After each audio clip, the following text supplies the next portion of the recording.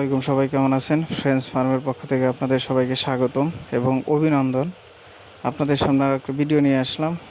এটা হচ্ছে আমরা আজকে বৃষ্টির ভিতরেই বাচ্চাকে পানিতে নামাইছিলাম। পানিতে নামানোর পরে দেখেন আমাদের বাচ্চাগুলোর অবস্থা। অতিরিক্ত বৃষ্টিতে বাচ্চাকে কখনোই পানিতে নামাবেন না। পানিতে নামাইলে বাচ্চা সব এই যে জড়ো-সড়ো হয়ে যায়, আর বাচ্চা সব একদম মানে ঘুচিয়ে যায় আর কি। দেখেন বাচ্চাগুলোর অবস্থা তো ভালো দেখতেছি না, কারণ বৃষ্টির ভিতরে আমরা বাচ্চাকে পানিতে নামাইছিলাম। আজকে নামানো ঠিক হয় নাই।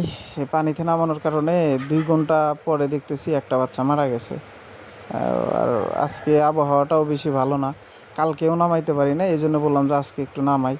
তা নামাইতে গিয়ে দেখি আমাদের অবস্থাটা ভালো না। দেখেন বাচ্চা সব জড়ো-সড়ো হয়ে গেছে। এই জন্য আমরা হচ্ছে 200 ওয়াটের 2টা বাল্ব লাগাই দিছি। দেখেন বাচ্চাগুলোর অবস্থা বেশি ভালো না পানিতে নামানোর কারণে বৃষ্টির ভিতরে। আপনারা যারাই ফার্ম করবেন বা ফার্ম করতে ইচ্ছুক, আগে সব কিছু A to Z নিজে নিজে বুঝবেন, তারপরে হচ্ছে ফার্ম করবেন। আমরা নতুন, আমরা অনেক কিছুই শিখছি এইখান থেকে। মানে এখন কিভাবে এর থেকে জেড পর্যন্ত আমরা এখন করতে পারবো, ব্রডিং করতে পারবো, বা বাচ্চাকে কিভাবে পালন করে এই কাজগুলো আমরা ইতিমধ্যে বুঝতে পেরেছি। কারণ এটা হচ্ছে আমরা এখন প্র্যাকটিক্যালি করতেছি। আর আমরা যখন ট্রেনিং করছিলাম ওটা তো প্র্যাকটিক্যালি না, এটা আমাদের মুখে মুখেই বলতো, বা ওইখান থেকে কিছু শিখতাম।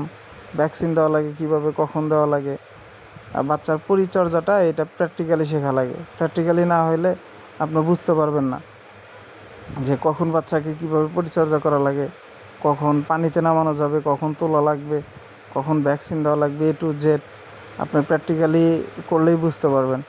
যে আমরা 600 বাচ্চা নিয়ে আসছিলাম এখানে। আপনার ব্রডিং করতে আমাদের 40টা বাচ্চার মতো মারা গেছে। আর এই 10-12 দিনের ভিতরে আমাদের 10টার বাচ্চার মতো মারা গেছে, 10টার মতো মেবি মারা গেছে। আমাদের 50টা বাচ্চা অলরেডি মারা গেছে, বুঝতে পারছেন?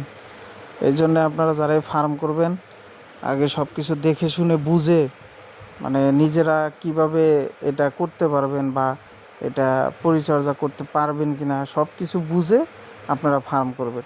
তাছাড়া অযথা ফার্ম করে ধ্বংস হয়েন না।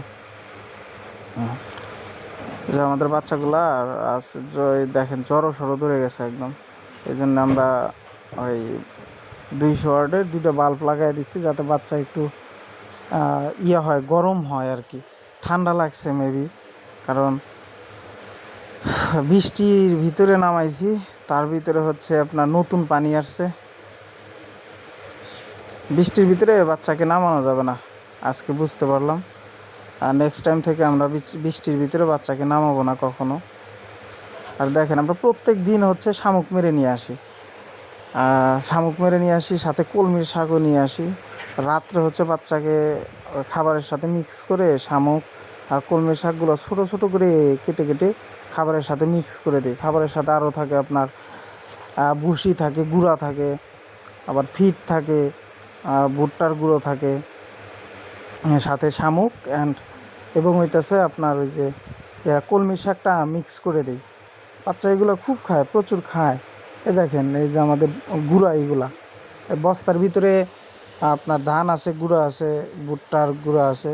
আর মানে ধানের গুঁড়াগুলা এখানে আমরা 2টা বস্তা রাখছি, বাকিগুলো আমরা রুমে রাখছি। কারণ এই বস্তাগুলো শেষ হলে আমরা ওইগুলো আবার নিয়ে আসবো। রোদ্রে দিয়ে আমরা বাচ্চাকে গুঁড়া খাওয়াই। দেখেন এটাই বলার ছিল যে আপনারা অতিরিক্ত বৃষ্টিতে কখনো বাচ্চাকে পানিতে নামাবেন না। পানিতে নামাইলে প্রবলেমটা হবে আপনাদের। যাই হোক, আমরা আজকে বুঝতে পারছি। আর আমাদের এই ভিডিওটা ভালো লেগে থাকলে সবাই আমাদের এই চ্যানেলটাকে একটু সাবস্ক্রাইব করে আমাদের সামনের দিকে এগিয়ে যাওয়ার একটা স্টেপ তৈরি করে দিয়েন। সবাই ভালো থাকবেন, সুস্থ থাকবেন, আমাদের জন্য দোয়া করবেন, আমরা যেন সামনের দিকে এগিয়ে যেতে পারি। আজকে এই পর্যন্তই। আল্লাহ হাফেজ।